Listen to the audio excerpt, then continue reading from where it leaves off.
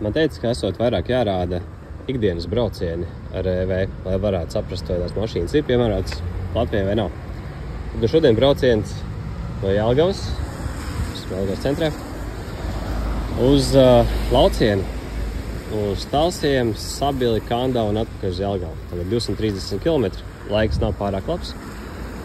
Nedaudz līst lietus, viss slapšs, temperatūra arī nav īpaši augsta.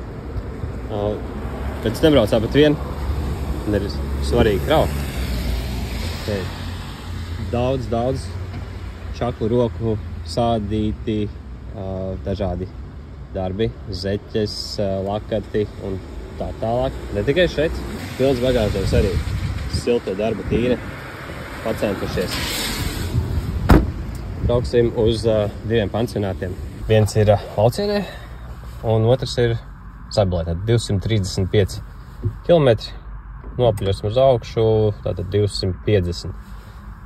Uzlāde šobrīd ir 88%, rāda, ka 318 km, bet tā tas nebūs. Es parādīšu, kā es aprēķinu.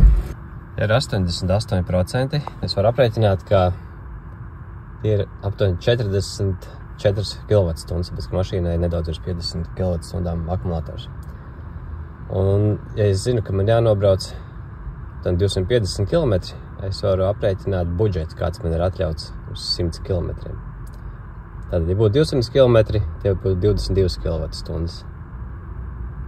Bet, tā kā man jābrauc 250 aptuveni, kas būtu 20% vairāk, tad mans budžets ir aptuveni 20% mazāk. Tātad aptuveni 18 kWh.